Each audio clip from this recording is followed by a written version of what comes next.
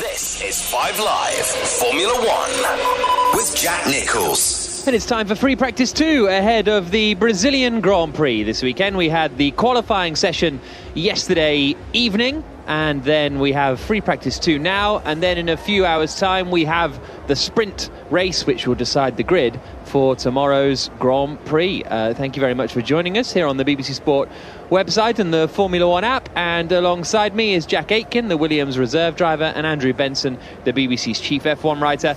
And Jack, all anyone really could talk about yesterday, well, actually, that isn't true. There were two big things to come out of qualifying, but Kevin Magnussen on pole position for Haas.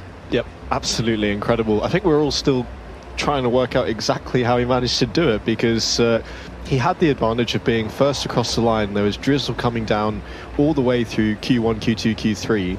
He was first across the line while it was at its driest, but it wasn't a crazy amount of rain. And you know, we watched the lap and we thought it's a tidy lap, but how has he done that? It's still boggling our mind.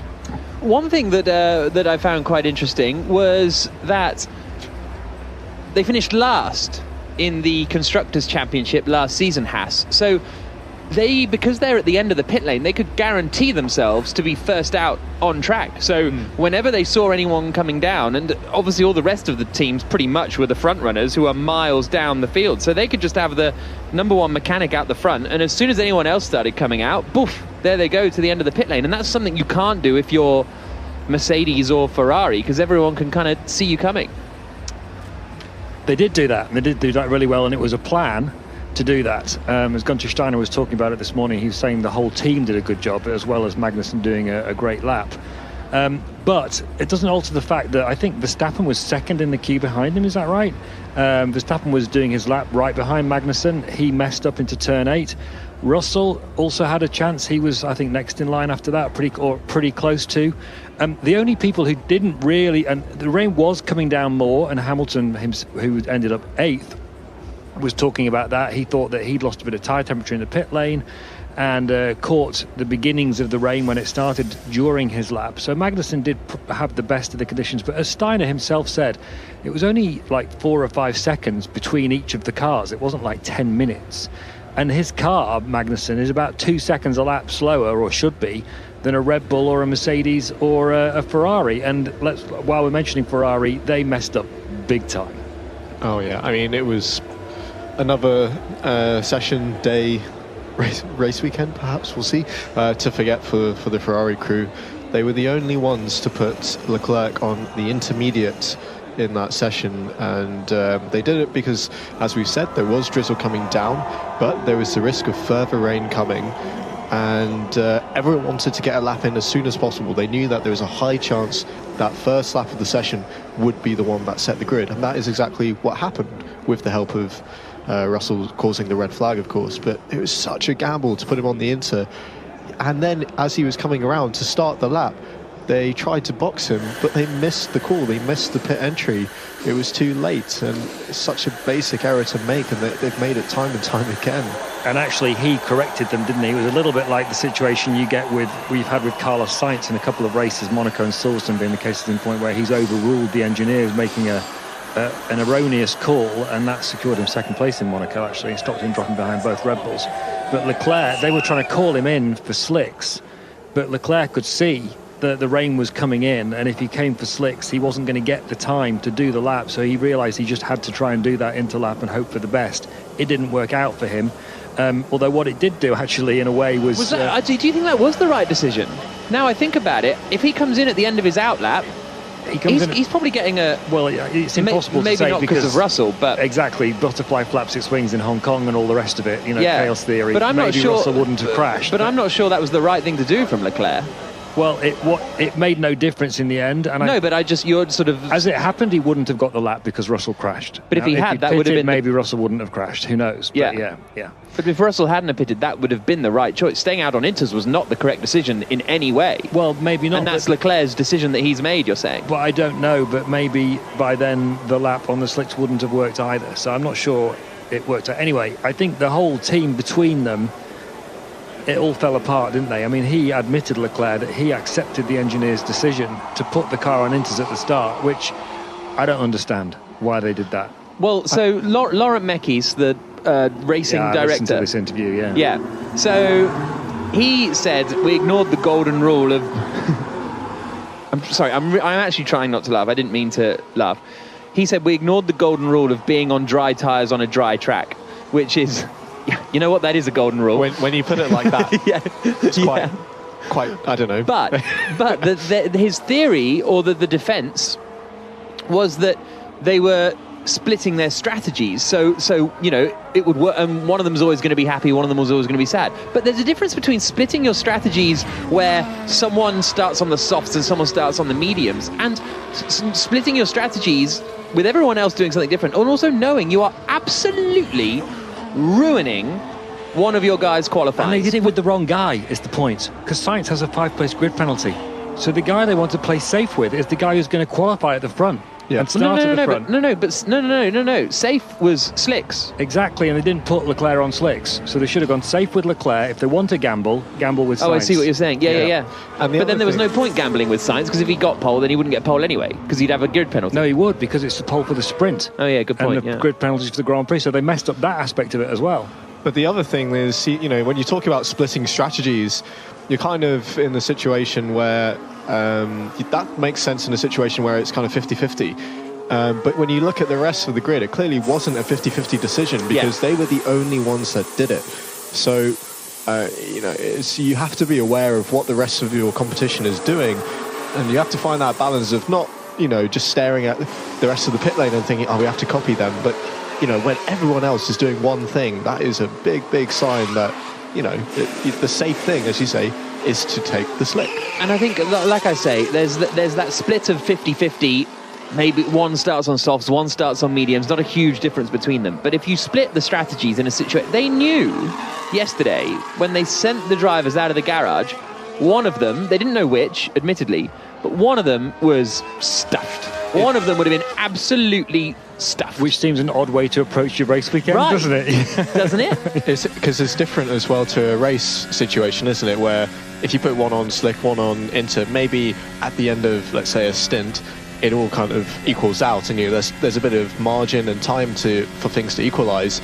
That's just not the case in the session where, like we said, it's going to be that first lap. You have one shot at this potentially. But anyway, it was quite something, and 57. For those of you syncing up, 57 minutes and 15, 14, 13. 12 seconds to go. Logan Sargent is out on circuit in this session in the Williams, getting in some mileage to try and get his required licence points to enter Formula One next year with the Williams team. So that's why he's doing this second free practice session. We're expecting a lot of long runs, but with different fuel levels and different tyres. So we'll try and keep track of it if possible, but it might be a little bit difficult in all honesty. Could be a lot going on, yeah.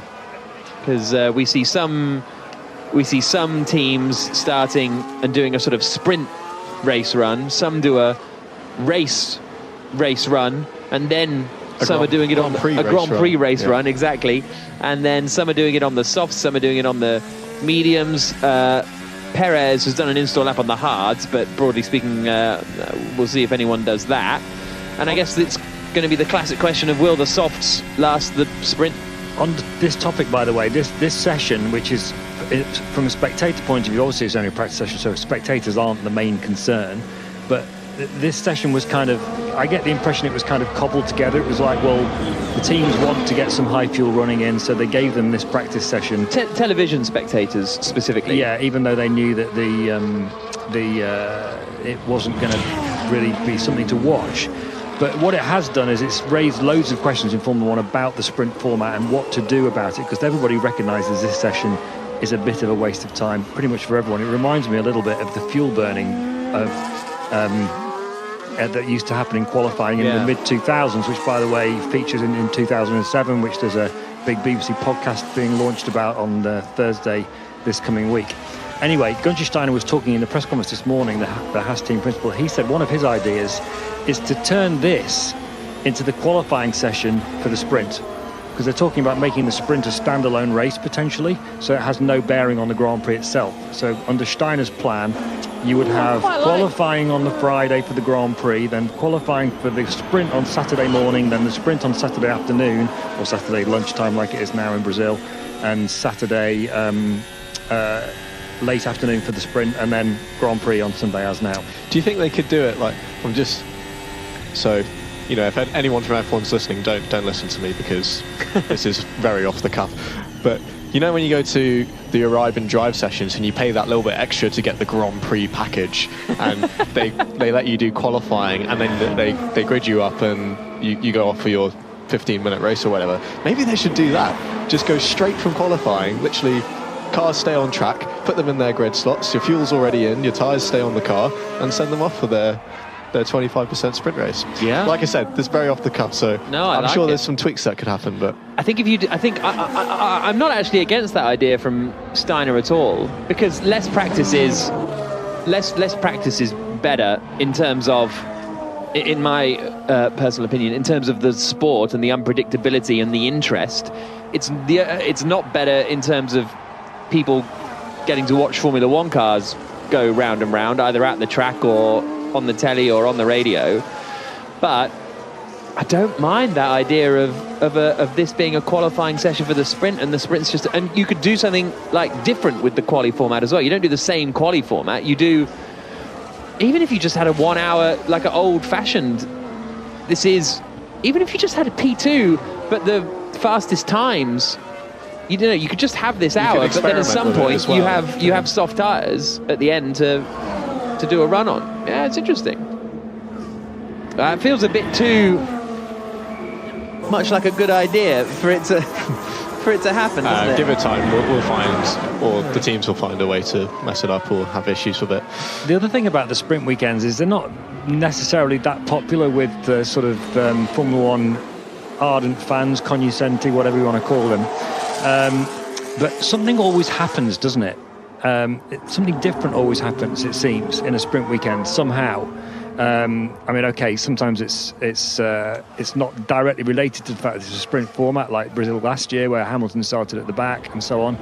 But and maybe it's just fate, and that's just the way it's been. But there's now been 6 sprints, and in each one of them, there's always been some slightly oddball scenario, which isn't going to discourage Formula One from wanting to do more. Really interesting.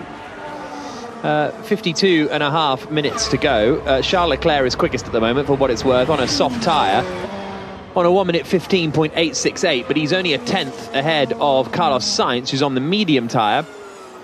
Perez is lapping on the hards, actually, and is just coming around the final corner now, out of Junsao and up over the hill.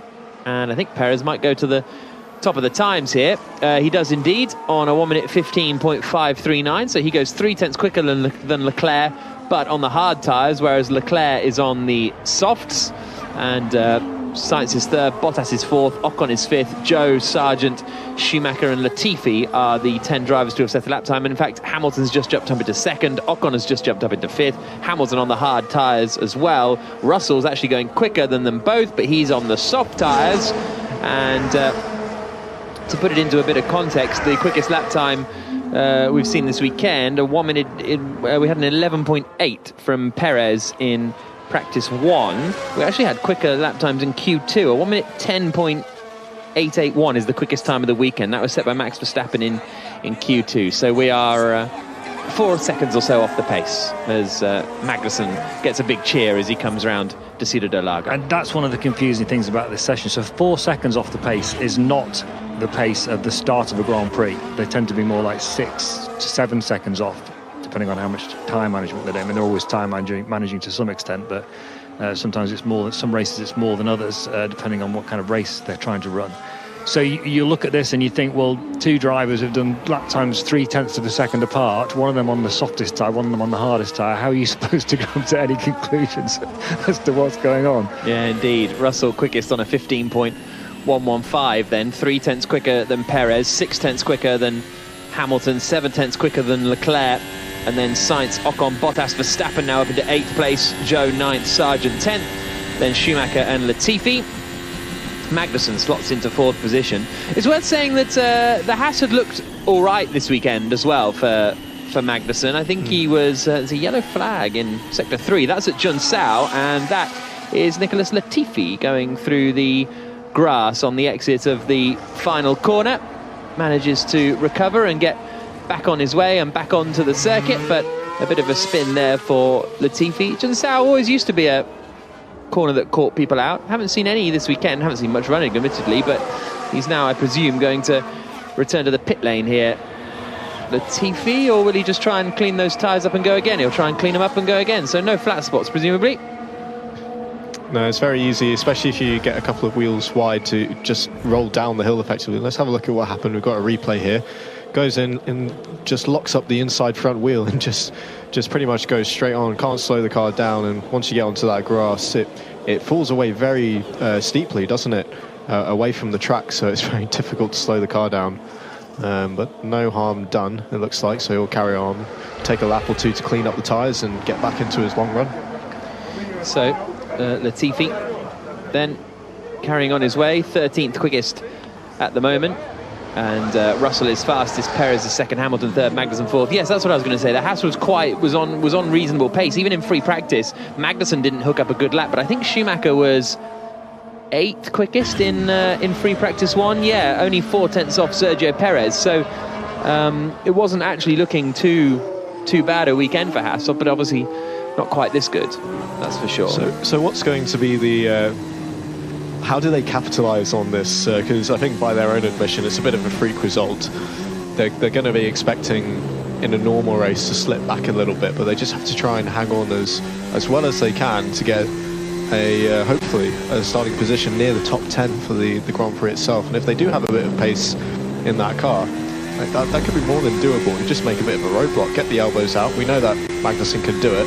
He's a very, very accomplished racer in sort of wheel-to-wheel battles, so it could be quite an interesting little roadblock that forms. And Haas in the championship, they're on 36 points. They're 49. They're 13 behind Aston Martin, and then it's only another 4 to Alfa Romeo. Look, it's a bit of a stretch, but the Aston Martins aren't anywhere near scoring any points. You get 8 points for the win, but if you can then be in a good place for the Grand Prix tomorrow as well, could be an opportunity for Haas. 6th in the championship feels a bit of a stretch, but you never know. If he picks up 6 points today and 6 points tomorrow, Magnussen, and Alfa Romeo and Aston Martin don't score, suddenly they're right in there going into Abu Dhabi. Yeah, just a bit of caution on this conversation though. Haas do tend to go backwards a bit in races, or they have a bit of a tendency to do that. Not always, but quite often they don't get their tyre management quite right. They've not got the tyres, they're not handling the tyres properly as a team, and a lot of the other teams think that that's a function of the fact that they're a small, under-resourced team that runs to a different model than everybody else. Remember, they buy every single possible part that they can under the regulations from Ferrari, and it's perhaps not a coincidence that Ferrari have struggled with tyre management this year, and so have Haas, and the cars have got quite a lot of the similar DNA. So I think, first of all, there's a long straight, so that's going to, Verstappen's just going to go straight past if Magnussen's not there, I would imagine. Nathan says, sorry to say, Kevin Magnussen will lead the sprint for about 3 seconds. Yeah, exactly. Talk of any other scenario is just deluded. I think it's going to be hard for him to hang on, and I think, to be honest with you, I think if he hangs on enough to get some points in the sprint, so stays in the top 8, I think he'll have done a good job. 40% chance of rain for the sprint later on. Does that help or hinder? I don't know. It doesn't look like it at the moment, does it? It's a glorious day, 25 degrees. Oh, there's a bit of some dark cloud you can see over the favela over there, right behind the last corner. But it's a hard question, isn't it? There are pros and cons for both if you're in Kevin's shoes, I think, because not knowing the relative pace that they might have in the wet versus the dry, assuming it's quite similar. In the dry, it can be a lot harder to pass, especially when you have to follow the car in the dirty air, and you've got a lot of high-speed corners here. It's very easy to overheat the tyres, and that can be used to the defender's advantage. But in the rain, especially when you're in the first 2 or 3 cars, you can actually see where you're going, which is quite nice. And it shouldn't be underestimated, especially in the early laps. If there's enough standing water that there's a lot of spray coming up from the cars, and you're in 6th, 7th, 8th, you just cannot attack the circuit in the same way. You can't trust that, your references aren't there. You can barely see more than 100 metres in front of you, and that's a big advantage as well, not having to deal with that. For what it's worth, the rest of the grid for later on is Magnussen on pole, Verstappen second, then it's Russell and Norris third and fourth, Carlos Sainz in fifth, Ocon and Alonso 6th and 7th, Hamilton down in 8th, Perez 9th, and Leclerc in 10th. So Magnussen can drop behind Verstappen for sure, but Russell, with the straight line speed in that Mercedes, is he cruising past Magnussen? Maybe not. Norris? McLaren aren't exactly rapid in a straight line, and then you're still into a sort of midfield scrap. Sainz is 5th, he's got to get through a load of people. The Alpines, I don't know if they're quick enough to fully catch up, so I don't know. I think he might be getting a wreath. He could get a wreath here, Magnussen, today. There's a right old fight going down into turn 1. Carlos Sainz up the inside of Logan Sargent. Lando Norris follows him through as they come into the Senna S, and one of the Valtteri Bottas in the Alfa Romeo had just got through past Sargent as well, so that was all very tight and close as they came into the first corner. Russell is still quickest, and he's actually improved on that last lap to do a 1 minute 14.9, so he goes almost 6 tenths clear of Sergio Perez, 7 tenths back to Gasly, 8 tenths to Hamilton in 4th. Magnussen has dropped down to 5th, who's 9 tenths back now from George Russell. Then it's Leclerc and Sainz still running in 6th and 7th. Only driver in the pits is Esteban Ocon in the Alpine. Everybody else is still pounding round. Joe's just been through the pits, but rejoined the circuit with 43 minutes and 30 seconds remaining as they drop down through the left-hander at Magulio up towards Junsao and out over the start-finish straight again. Mercedes and Hamilton, they must have been a bit disappointed with how yesterday unfolded. Yeah, Hamilton did one of his... they only do one interview after the sprints. It's the sort of standard TV interview. No one else gets any access to the drivers, but he did one of his sort of classic interviews where he doesn't really want to answer any questions, and he's obviously, he's annoyed so it just didn't work out for him. I think he was like late out, tyres lost temperature, then he caught some of the rain, and it just, the sort of conditions you'd expect Hamilton to shine in, it just didn't work out, and he'll be even more annoyed that Russell is 3rd and he's down in 8th, with only Perez and Leclerc who were sort of tangling with each other behind him. So not a great day for Hamilton. Actually, I think the Mercedes has been looking reasonably pacey this weekend from what we've been able to tell. So I'm interested to see how Russell gets on in the sprint, how well he can hang on to Verstappen. But you're right to point out the problem with the Mercedes straight line speed. I think that's going to make things quite difficult for Hamilton to come through. Of course, the straight line speed is what allowed Hamilton to make that amazing comeback when we had the sprint race format last time out here, and without that advantage that he had in that car, would it have been possible? Probably not. So he's going to have to rely on some different a different strategy come today's race and tomorrow as well, and it's going to be a lot harder for him. There are not many places to pass here at Interlagos, especially once you get past turn 4 and you're into the very tight and technical section that leads all the way out onto the pit straight. So only those 2 DRS zones going into turn 1 and turn 4, which, if you haven't got the grunt, it's going to be very, very difficult. There was a fun one, wasn't there? Did Button overtake Webber into turn 6, I think, one year in a sort of dampish year? And Alonso did Button around the outside into is that what corner. It was? It was a really good move, yeah. But I think Button might have done it a couple of years later. Yeah.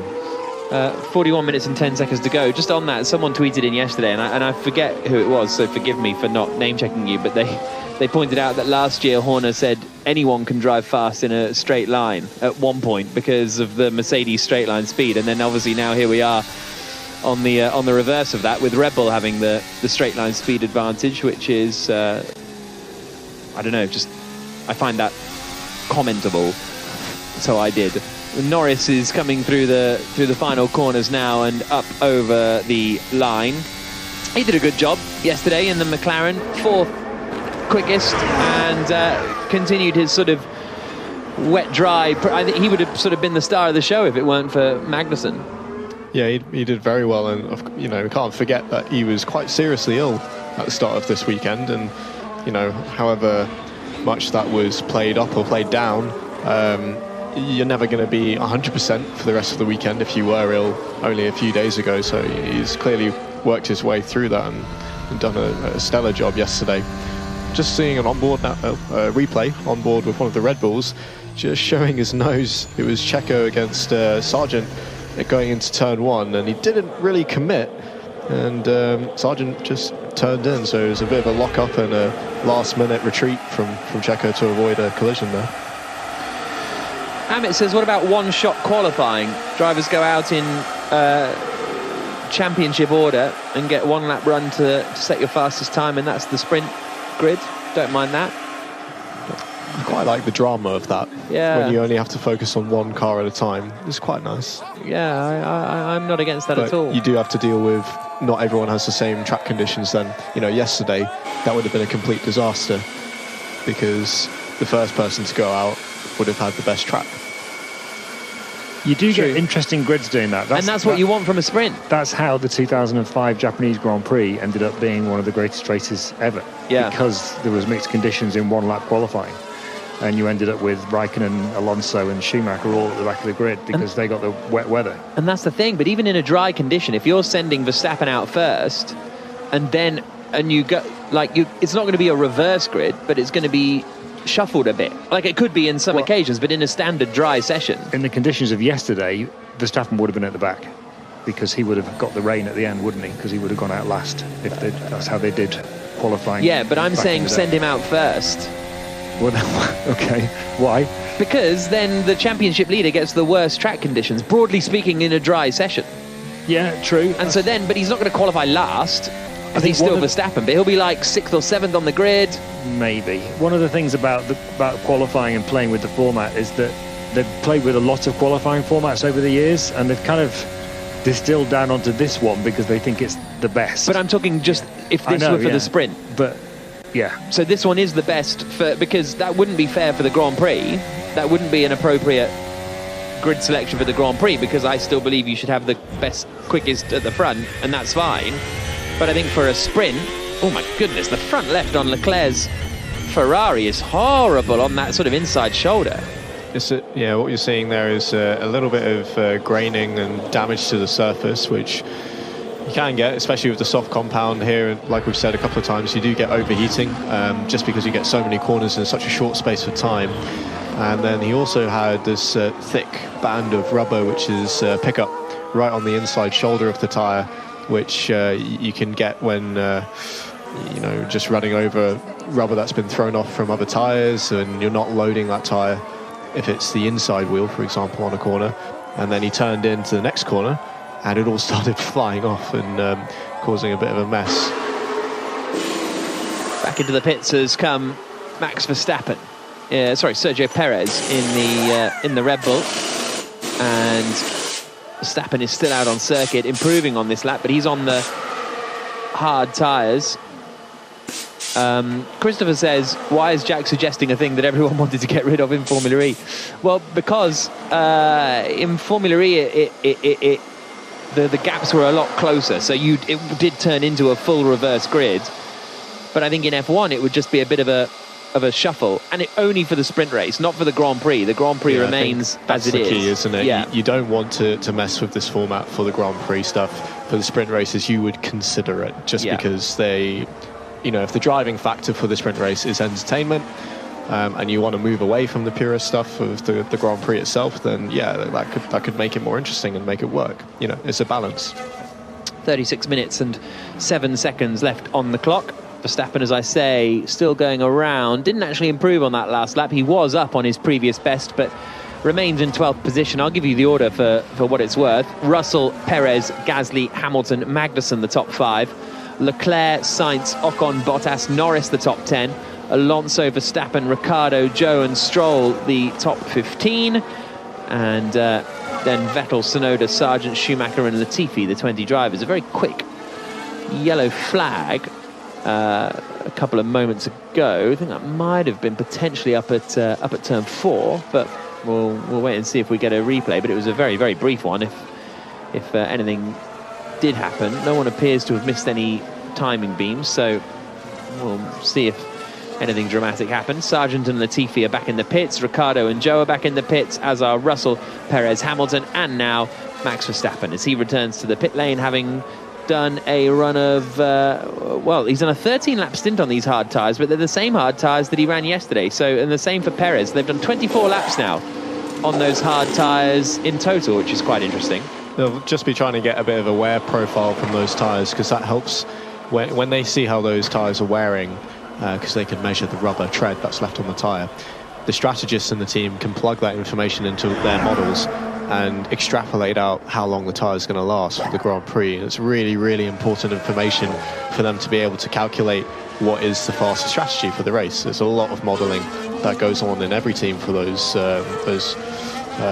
strategies. Now, just a quick update on your Williams update with your Williams reserve driver. Sargent only needs, I think, 24 laps. I've seen Chris Medlin tweeting to get his super license point, and he needs to do that without getting any penalties.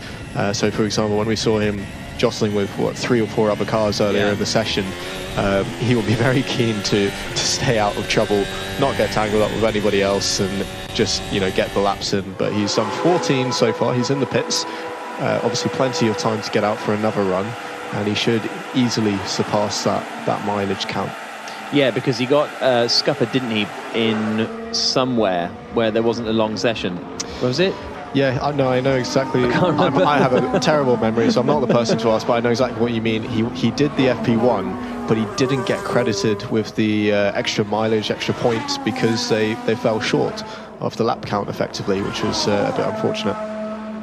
Ocon coming through the final corner now, and he might go to the top of the times here, Esteban Ocon. He does, on the soft tyre, and that is a brand new, no it's not, it's 4 laps old, that tyre from Esteban Ocon, and he does a 1 minute 14.6, which is 3 tenths quicker than George Russell, 8 tenths quicker than Perez, a second quicker than Gasly, but again, don't really know what he's doing, so it's not a hugely relevant lap time, that for Esteban Ocon. Well, it will be for the team though, because presumably, do the teams know what everyone else is doing at the same time, or are they as blind? They've got a variety of ways of working out who's doing what at what time. They can see from the GPS data is one of their biggest bits of information. They can see from that sort of power profiles, who's in what engine mode. They obviously know what tyres people are on. They can see by the performance profile of the car what they can guesstimate pretty accurately what fuel load they have in it. So by the end of this session, all the other teams will know exactly where they lie compared with each other on race pace. The only problem is we don't have that information, and they don't really, but they kind of would tell you if you bump into them, if you know the right people in the paddock, but you can't really do that in the middle of the session for the benefit of the BBC audience, unfortunately. Enzo Fittipaldi joining Red Bull Junior programme ahead of likely a second full season in Formula 2. I presume I don't know if it's been announced, but if not, it's being reported on the race. So that's an interesting one, because there aren't a huge amount of Red Bull Juniors out there at the moment. You got Liam Lawson in Formula 2, but he's teammate to Logan Sargent, isn't he? I think, and yes. Sargent is up there in third in the standings, and Lawson's down a bit. I think 8th or 9th or something. Well, you're in a strange situation with the Red Bull Junior program, where they have a lot of Red Bull liveried cars out there in the Junior Series, but not all of them are strictly Red Bull Junior drivers, because there are different levels, different programs, and some are, Red Bull athletes of their representative country, but they're not a Red Bull Junior driver, and there's a couple of those hanging around the Junior Series at the moment. But yeah, Lawson's had a disappointing year. Who else do they have? They've got Iwasa, who's the new Japanese protege coming through, who's had an okay season, but and he's in the top 5 fight as well. Is Daruvula still on there? I'm not sure if Daruvula is strictly a junior driver. I think he is one of those athletes. Yeah. Sorry, Jehan, if I'm getting that wrong, you can correct me. And then is there one more Red Bull? Dennis Hauger is also a Red Bull livery driver, but I'm not sure if it's an athlete or a junior driver, and he's had a quiet season as well, but he's already signed on for the championship winning team MP Motorsport, so could be one to watch for next year. 30 minutes and 30 seconds on the clock. On that subject, there's an equally confusing situation with Yuri Vips, who got dropped from the Red Bull driver program earlier this year for making racist comments on a social media stream. But he remained contracted to the Red Bull company. And it was really quite hard to get an answer out of Red Bull as to what exactly that meant, that he wasn't a Red Bull Junior program driver anymore, but he was still affiliated with Red Bull. And I still don't know what the answer to that is. I don't know whether Jack has any more, Jack Aiken that is, has any more information on that. I don't have much more. My understanding is similar to what you've just said, really, so I guess I don't have anything more to add. But I think that they wanted to make quite a clear statement to distance themselves from the comments that he'd made, and set an example that is not okay, which of course we all support. And he was dropped from the junior program quite definitively. He was also dropped from his reserve driver duties, wasn't he? That's now being filled out collectively by other junior drivers. But yeah, he still has I don't know the contractual details, but he is definitely still related to the company in some way. I believe there is still simulator work being done, and that's the extent of my knowledge. So, they wanted to publicly certainly make quite a clear statement, but I think it's a hard thing, isn't it? Because he's a promising young driver, and he's done the wrong thing. He's being punished for it, but perhaps they feel that they wanted to not completely hang him out to dry and keep him on board in certain capacities. Yeah, and Vips is an interesting case in terms of his career, because he never quite... It felt like Red Bull were never quite committing to him either. For example, when he went out to... did he go out to Japan? And I think even before that, didn't he do... Super Formula? Yeah, and I think even before that, didn't he go and do what World Series became, rather than doing the traditional ladder? I might be wrong on that one, but... He certainly jumped around in a few different series, and he's had a very difficult time through the traditional ladder when he has done Formula 3 and Formula 2. I don't think he's performed as people would have expected. Certainly this year he's been with one of the strongest teams, High Tech, who are a championship winning team of the past. And yeah, he went to Formula Regional, didn't he, in 2020, and did 9 races there and 8 races in Formula 2. So it wasn't like he had a sort of full campaign anywhere. So yeah, 27 minutes and 50 seconds on the clock. Feels like the Red Bull program's reached a kind of pause point, doesn't it, on young drivers, that they've not really, they used to have this sort of conveyor belt that, you had people coming through, you had Vettel, then you had Ricciardo and Verne and so on, and it's just all dried up, and they've got their drivers in Formula 1, and they've got Verstappen, who wasn't part of the Red Bull program. He was for about 3 weeks before they signed him up for a race drive. Yeah. Now, and their second driver is Perez, who he was in the Red Bull program a very long time ago, and then was dropped. Albon's gone now; he's fully contracted with Williams. Taking a seat at AlphaTauri. De Vries has gone to AlphaTauri. A Red Bull Junior driver. There is no really functioning Red Bull young driver program, I think, really at the moment. I think it's more by accident than design, though, because certainly drivers like Vips, Lawson, I'm trying to think of the other junior drivers that they've had in recent years, but certainly those two, I think, showed a lot of promise and potential at times, and they've supported them through a lot of different series and wanted them to succeed. And I just think they've so far fallen short of obviously Red Bull feeling that they deserve the seat. And those names have been mentioned a few times around available seats at AlphaTauri, and they've not been given the nod. So it's kind of, as you say, dried up in recent years. I'm sure they'll have plans to get as much talent as they can in the coming years, but it's natural for these programs to ebb and flow. I think it's very difficult to have a conveyor belt of reliable talent coming through like that. The strange part is, even like your Albon and Gasly's were dropped, weren't they? I mean, Gasly wasn't fully dropped, but he was. They didn't really fancy him, even though they won the Formula 2 championship. He then went to Japan. They brought Brendan Hartley in instead of promoting Pierre Gasly. Albon obviously didn't make it until the Hartley Kvyat stuff. I can't quite remember. And Albon was about to start in Formula E, and then came back at the last minute.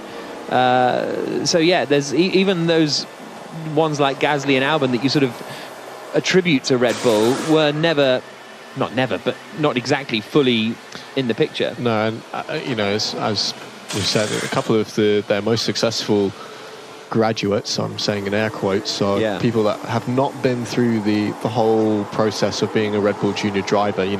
Max was a free agent effectively for most of his junior career, as short as it was, and was being fought over by Mercedes and Red Bull, and in the end chose Red Bull, and he became a Red Bull driver for 3 months, and then was promoted to the F1 seat. Sebastian Vettel, he was another one, wasn't he? He was a BMW driver for a long time, perhaps became a Red Bull driver a little bit longer term before his graduation to a full-time seat. Because he was Red Bull by the time he entered. By the time he did that Grand Prix for Sauber, I think, wasn't he? In 2007. He had Red Bull backing, but he was still BMW's protege at that point. But his helmet was all Red Bull, I'm sure, in that Sauber. Yeah. But obviously Red Bull and Sauber have a long relationship, but yeah. By the way, on the track, Lewis Hamilton's now moved up to third place, third fastest time, still half a second off Esteban Ocon, but Hamilton on the soft tyre, and he's still slower than his teammate George Russell by a couple of tenths, with Russell on the hard tyre. And Magnussen, by the way, pole sitter for the sprint race, is sixth fastest at the moment, behind Perez and Gasly. JJ Jackson asks, which junior driver programs are the most sought after? If I had a driving son or daughter, I'd be cautious of Red Bull due to their brutal approach. How many young driver programs really you sort of have the Alpines was kind of quite strong because they had Formula Renault and all of that, but the Piastri things all made that all a bit awkward. They had a guy called Jack Aiken as well. I don't know what happened to him, but it was pretty good. No, you have to be careful what I say. No, you really don't. Typical journalist. Exactly. Cutthroat. No. Well, if we look at the grid, so Red Bull is one of the most famous. I think, as you're coming up as a junior driver, everyone knows Red Bull, the branding, the suits, the helmets. It's pretty powerful. I think a lot of drivers want to be seen in that kit. Even though it does have a reputation for being pretty brutal, and if you make mistakes, I don't think a lot of margin is given. It's also not just based on results. I mean, I remember Alex Lynn, he won the GP3 series, I forget the year, must have been 2014, it was something like that. I think you're right. 13, 14, 15, sometime around then, and was promptly dropped. And it was said just, you may have won, but the competition wasn't strong enough. You didn't win convincingly enough, and sorry, that's it. We don't think you've got what it takes. He did, rather than being dropped, I should say, he left in favour of moving to Williams because he didn't see a way forward there. But yeah, they are very, very cutthroat. You have a few programs which are a bit younger. The Alpine program, which was the Renault Junior Driver program, which I was a part of for 4 years, and that was great. They've put a lot of investment into it. They have a very extensive testing program with the old cars, which Oscar has benefited from, and indeed a lot of other drivers, including myself. My first test in a Formula 1 car was in a 2012 Lotus/Renault E20, which is a great car. Sounds great. Yeah, that's a cool one. And as race-winning pedigree with Kimi Räikkönen. Was it that chassis? Or you don't know? I don't know if it was that chassis exactly. Couldn't tell you. But who else? Mercedes have a junior program, although it's they keep that pretty quiet. They have drivers in karting as low as that, and a couple of drivers in the junior formula, as do McLaren. Again, I don't think I could. Young. I don't think I could tell you. We're just getting a replay of Nicholas Latifi, who I think is about to get slightly balked by a Red Bull. What's this Red Bull doing? Sergio Perez, who didn't really get out of the way, coming into turn 4. Kind of deliberately got in the way, it looks like. He just parked himself on the apex and said, it's your problem. It kind of felt like, if I let this Williams go past, then I'm going to end up having to get back ahead of him at some point. You see him fly off into the distance. Yeah, exactly. Well, who's in the Mercedes young driver program? I don't think I've heard. Frederick Vesti. Oh, is he? Is he Formula 3 driver moving into Formula 2 this year, I believe, next year, sorry, I should say. Ralph Aaron. Is he? No, Ralph or Paul Aaron. one of the two brothers, who is a Formula Regional driver for Prema. Oh, I think it might be Paul, actually. I think Ralph's older one, isn't Ralph he? is the team manager at Prema, isn't he? Yeah. So Paul Aaron, who's had a very good season in Formula Regional, and I believe they might have some affiliations with Nico Rosberg's team in karting as well. So yeah, but they don't shout about it that much, and they certainly don't seem to do as much behind the scenes in terms of testing them in older equipment as teams like McLaren, Alpine, sometimes even Red Bull do. Ferrari do a lot of that as well. They've got a very extensive testing program just because they keep all of their cars running for clients and customers. Yeah. And the junior drivers are able to benefit from that. And then I think that's about it. You know, some other teams do have a program, but they don't really have the resource to do much with it, or choose not to do it, such as, I don't know, Aston Martin, I believe at one point were talking about drivers. And wind looks to have increased the last couple of laps. That's Lewis Hamilton getting told it's getting a bit windier. Well, wind. They care about the wind because it's very important for the cars. And so it seems a bit of an odd comment to make to a driver, but it's got a very, very profound effect on these cars at such high speed. So that's why they try to keep them up to date, especially if it changes unexpectedly. 19 minutes and 5 seconds remaining. Here we go. Andrew. Hello. What was the sort of first young driver program? When did that sort of start? There was that Elf Racing School, wasn't there? In what was that? The late 70s? Late 60s and early 70s. So that and through the 70s. The Elf program in France was incredibly successful. People will remember the names that came through that: Alain Prost, Didier Pironi, René Arnoux, Jean-Pierre Jabouille, Patrick Tambay. Some fantastic drivers. But then that kind of dried up. Patrick Depailler was another one who came through that. All these massive names from that era. That then dried up when Elf stopped being in Formula One, which was kind of when Elf were a fuel company, by the way. Other fuel companies are available. But didn't produce many French racing drivers in the 1970s. No, exactly. But it was kind of when Renault pulled out of Formula One as a factory team in the mid-80s. That's when the Elf program kind of finally stopped. And I think that's partly why the French driver, what's the word I'm looking for, conveyor belt, kind of dried up for a period. For a while, there was Olivier Panis, who won the Monaco Grand Prix famously in 1996 in the Ligier, was the kind of last French F1 driver until this latest generation came through. Yeah. Was that more of the Elf program, more of a school, or was that Well, there was a school and a program. So the Winfield School at Paul Ricard was also involved in that. There's obviously famous stories about Alain Prost driving there and winning the, I can't remember the Pilot, whatever the prize is called at Winfield, and in typically cunning Prost style. But it was a very well constructed program. But was it related to was it affiliated to a team, or Elf were affiliated to the team, or was it like they had French a bunch of government teams. Style? Or well, Elf was a government company, so there was government money involved, and there was a progression of teams through the junior championships that basically fed this conveyor belt of really high quality drivers all the way up to Formula One. It's an interesting point, though, that I think it's a misconception, especially for people who are a bit newer to the sport and to the junior categories.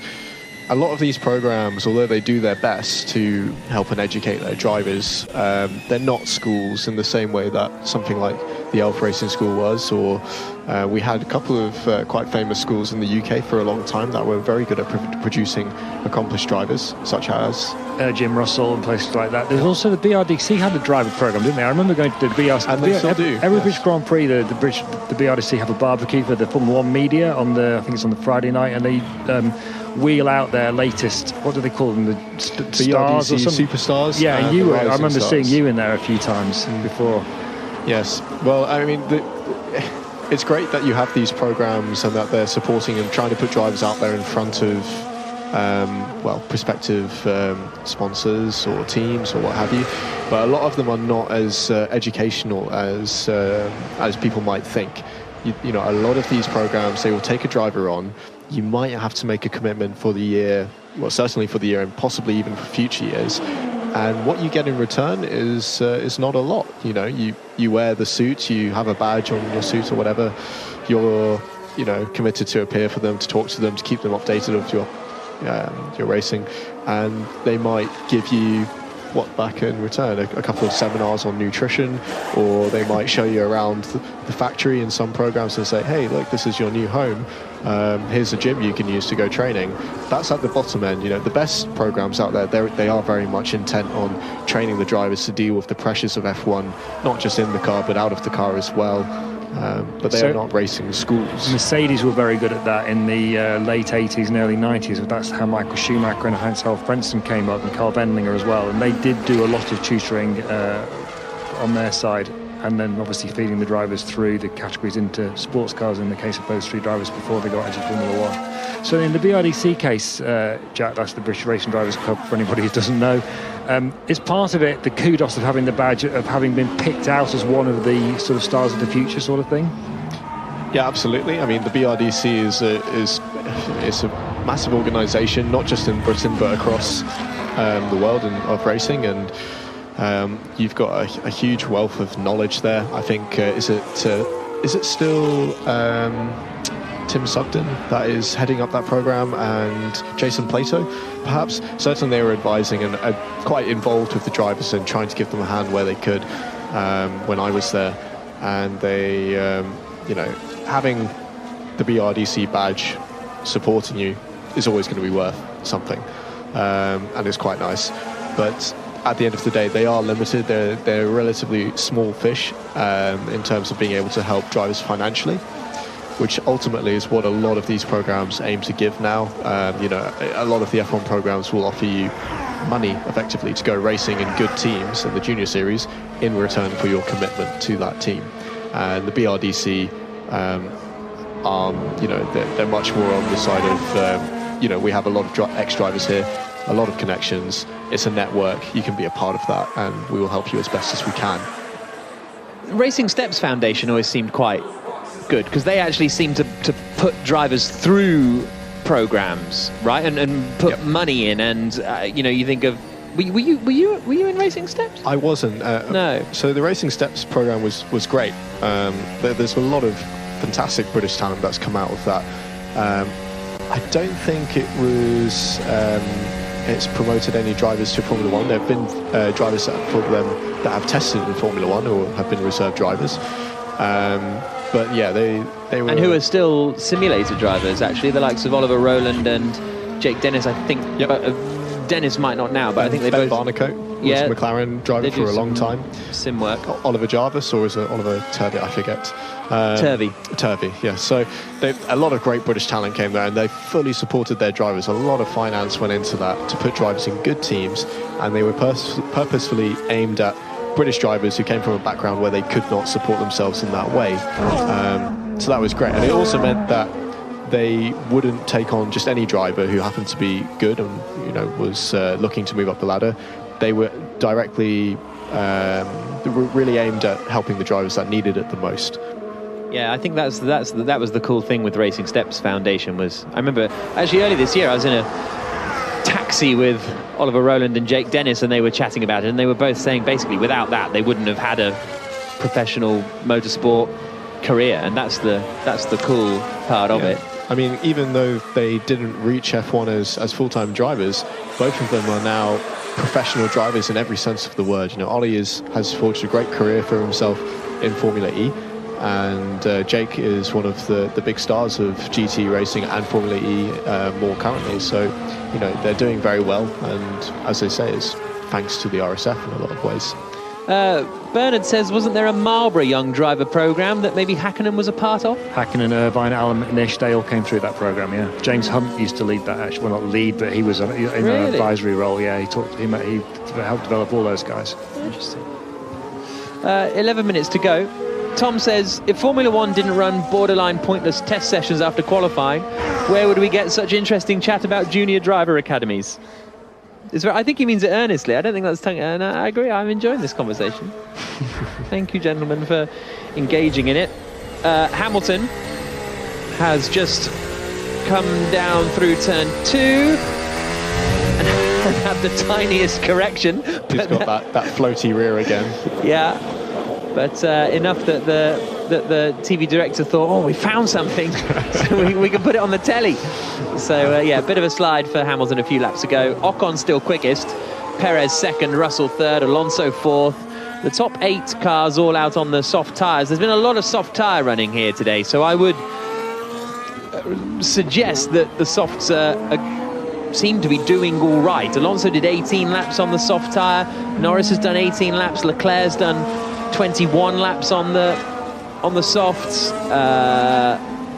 So yeah, 18 for Joe. So maybe they're reckoning that this soft tyre will do the sprint. Exactly, it's going to be one of the big questions, isn't it? Do you start the sprint on the soft or the medium? Because they all want to keep their position off the line, which is, obviously they're sort of veering towards the soft. But then, if the soft goes off towards the end of the race, you're going to be struggling to keep people behind you. One of the a final point about young driver programs at the moment. One of the difficulties, I think, for the very next level of the next generation of young drivers that are trying to get into Formula 1 right now is that there's the very top of Formula 1 has got a very stable looking bunch of extremely good drivers, and I think it's like, I'm thinking Verstappen, Leclerc, Norris, Russell, they're the sort of 4 standouts. It's going to be very hard, and they are all like A star level drivers. It's pretty obvious now. It's going to be very hard for someone to convince a Formula 1 team that they're, good enough to go, in at that level. So I don't know how that's going to develop over the next 3 or 4 years, because they're all really young. They're only 24, 25. Yeah, but it's a cyclic thing, isn't it?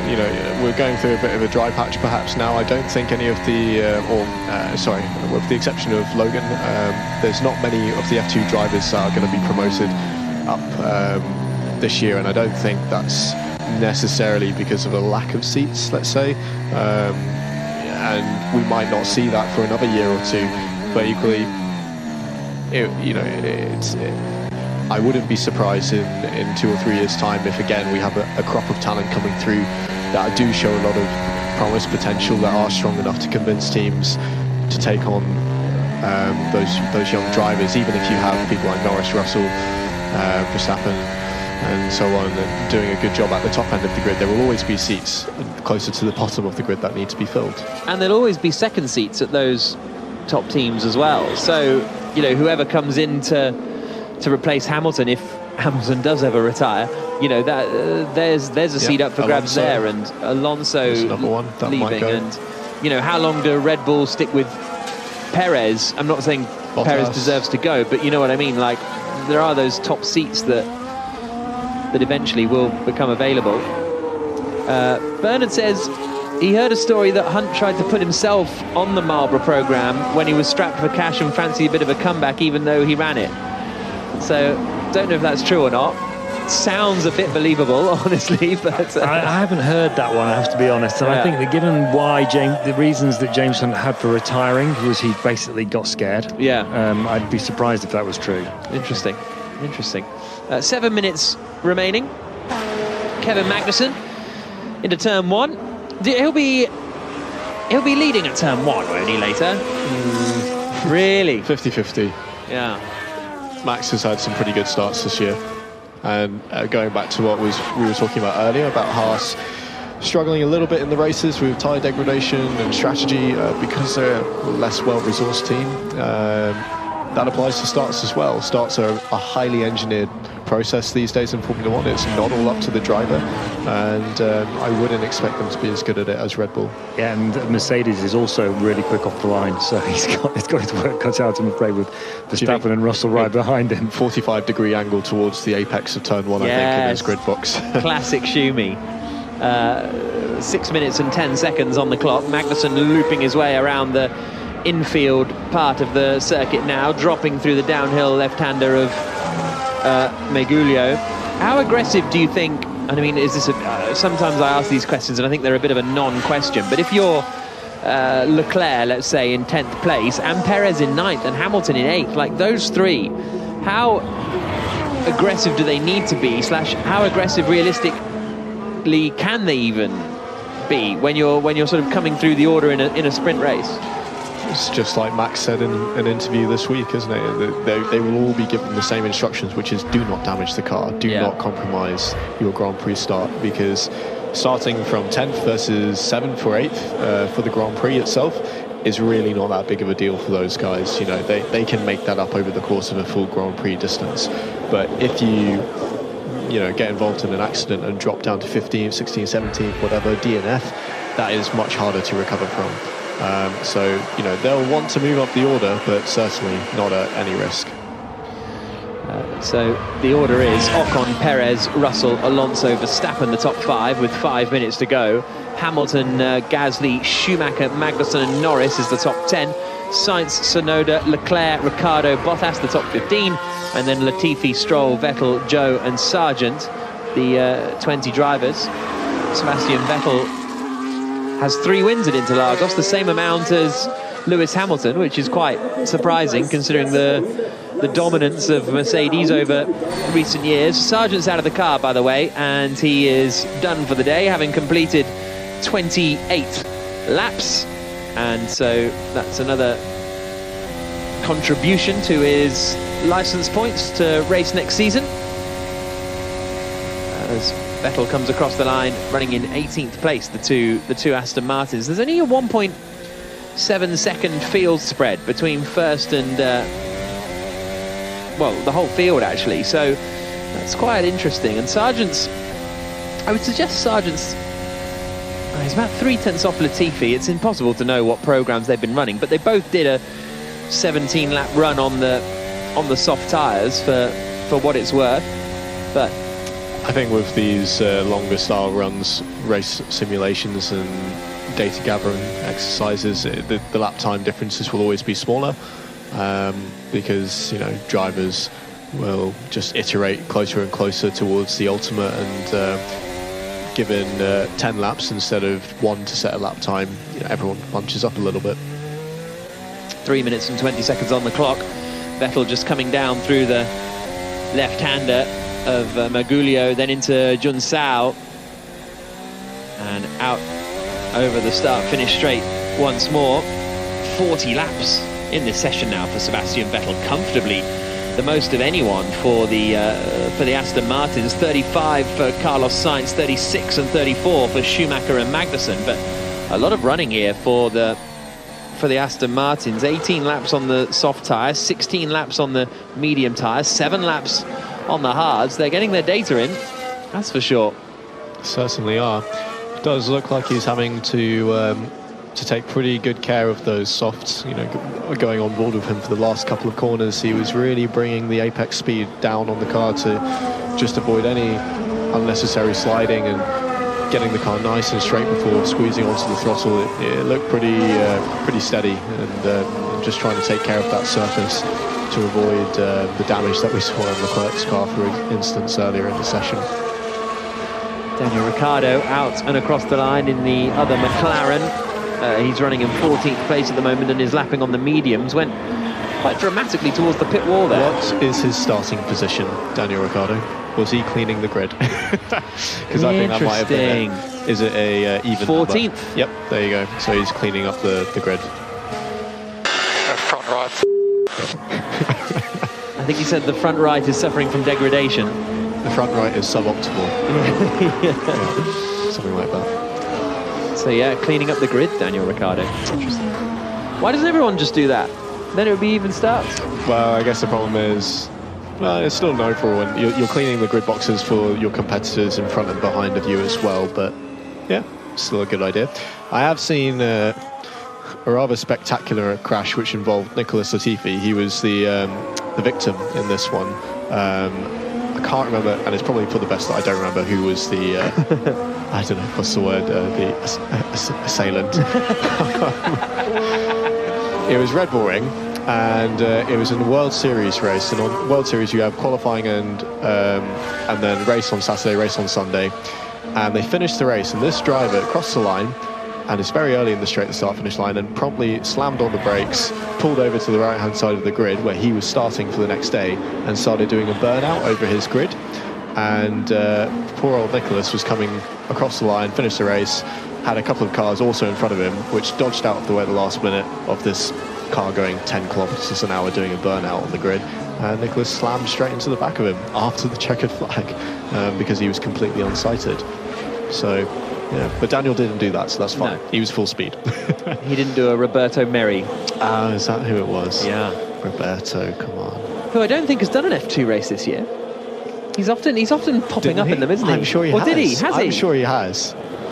I'll have a look. For Campos. Didn't he replace Ralph Boschem when Ralph had his injury for his neck? Yes, you might be right. Let's have a look. Roberto Merri, for those who don't know him, he did a load of races. He was on the podium at the Red Bull Ring in the feature race. Yep, that's it. Yeah. Wow. Yeah, he did quite well. He's been around a long time in the senior, the higher junior formula, shall we say. Well, he's had an F1 season in 2015. He has, but then he's stepped back and did he do a full season after that in F2, GP2 as it was? Or has it just been part-time series since then? Formula 2. GP2, GP3, DTM. Oh, I don't think he did Formula 2 GP2 until after F1. Okay. Because 2014 he did Formula Renault 3.5 and finished third. Then he went to F1, so he made his Formula 2 debut in 2017, after 2 years after having been an F1 driver. That must be a unique record of some case. We should say the session has finished, by the way. Your suffering is over. We've just been chatting away about Roberto Merri, but session is over. And yeah. Do you want to run down the results? Is there any point? Good idea. Oh, I will do. It gives us something to do. Esteban Ocon quickest on a 1 minute 14.604, a tenth quicker than Sergio Perez. Russell third quickest, fourth for Alonso, fifth for Verstappen. Hamilton, Gasly, Schumacher, Magnussen and Norris the top 10. Sainz, Tsunoda, Leclerc, Ricciardo and Bottas the top 15.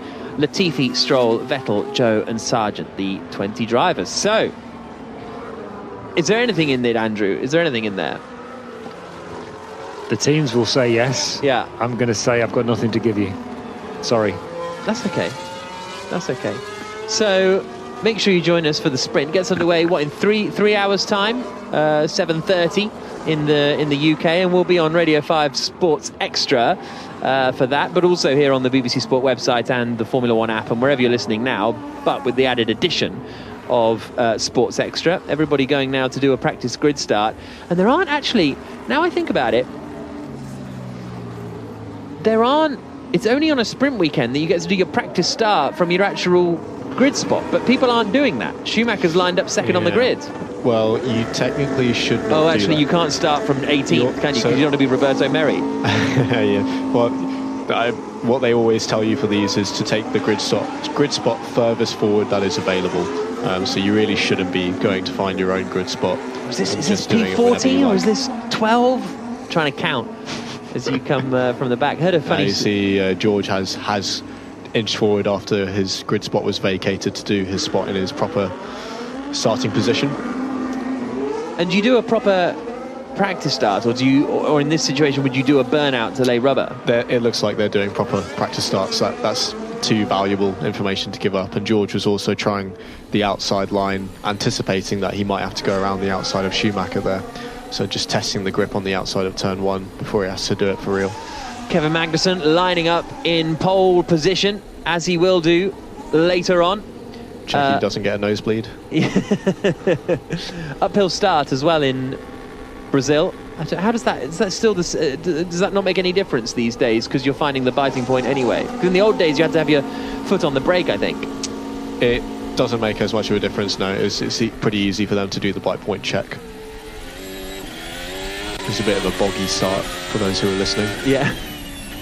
I'm sure they'll tweak a few metrics before they get into the real start. And then that's why they do the practice. And then he sent it around the outside at turn 1, anticipating that someone might be up the inside. Who knows? Very negative thinking, Kevin.